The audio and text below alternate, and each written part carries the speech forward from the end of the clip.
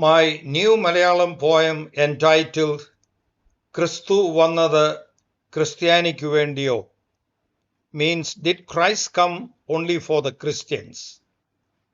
It says Christ came for all mankind and not for the Christians alone.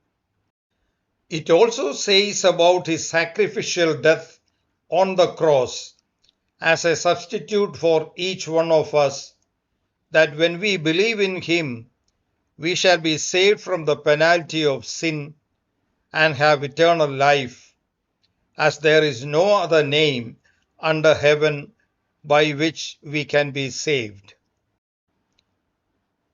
ക്രിസ്തു വന്നതാർക്കു വേണ്ടി? ക്രിസ്ത്യാനിക്കു മാത്രമോ? അല്ലേ അല്ല, അല്ലേ അല്ല, അല്ലേ അല്ല കൂട്ടരെ. ക്രിസ്തു വന്നതാർക്കു വേണ്ടി എന്നു നിങ്ങൾക്കറിയുമോ? ഹിന്ദുവിനും മുസൽമാനും സർവജാതി മനുഷ്യർക്കും. ക്രിസ്തു വന്നതെന്തിനെന്നു നിങ്ങളറിഞ്ഞോ കൂട്ടരെ? മനുഷ്യരാശി മുഴുവൻ തന്റെ പാപം പോക്കി രക്ഷിക്കാൻ.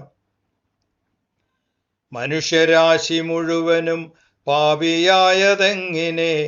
ആദിമാതാപിതാക്കൾ തൻ അനുസരണക്കേടിനാൽ. പാപം പോക്കാൻ ക്രിസ്തു എന്തു ചെയ്തുവെന്നറിയുമോ? മനുഷ്യജന്മമേറ്റെടുത്തു ഭൂമിയിൽ പിറന്നുതാൻ. പൂർണ്ണ മനുഷ്യനായി തന്റെ ജന്മമേറ്റെടുക്കുമ്പോൾ ഒരേ സമയം പൂർണ്ണ ദൈവമായിരുന്നു ക്രിസ്തുവും. പാപമൊഴികെയെല്ലാത്തിലും നമ്മെപ്പോലെ ആയി താൻ കഷ്ടതയും വേദനയും എന്തെന്നും അറിഞ്ഞുതാൻ.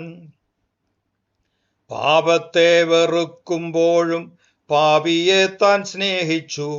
പാർശ്വവൽക്കരിക്കപ്പെട്ട മനുഷ്യരെ കൂടെ കൂട്ടി. 3 10 3.5 വർഷക്കാലം ജീവിച്ചു. മാനുഷർക്കു നന്മ ചെയ്തു സൗഖ്യവും കൊടുത്തുതാൻ. പാപമെല്ലാം വിട്ടൊഴിഞ്ഞു മാനസാന്തരപ്പെടാൻ ആഹ്വാനവും ചെയ്തു വന്നു ക്രിസ്തുവും നിരന്തരം. കപടഭക്തരായിരുന്ന പുരോഹിതർ പരീശരും ശത്രുവായി കണ്ടു തന്നെ കൊല്ലുവാനാലോചിച്ചു.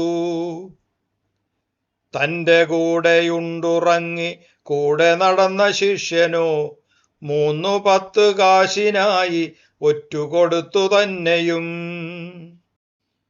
കുറ്റമൊന്നും ചെയ്തില്ലെന്നു ന്യായാധിപൻ അറിഞ്ഞിട്ടും കുറ്റവാളിയെപ്പോലെ ക്രൂശിൽ തറയ്ക്കാനേൽപ്പിച്ചു.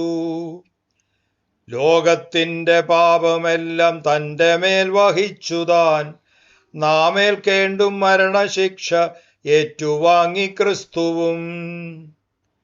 അടക്കപ്പെട്ടു 3-ാം ദിനം മരണത്തിൽ നിന്നുയർത്തുതാൻ ശിഷ്യർക്കെല്ലാം പ്രത്യക്ഷനായി 40 ദിനം വരെ.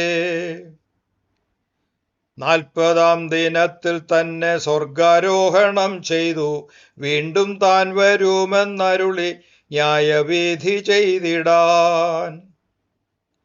തന്നിൽ വിശ്വസിക്കുന്നോർക്കു നിത്യജീവൻ നൽകിടും. ആകാശത്തിൻ കീഴിൽ വേറെ നാമമില്ല രക്ഷയ്ക്കായി.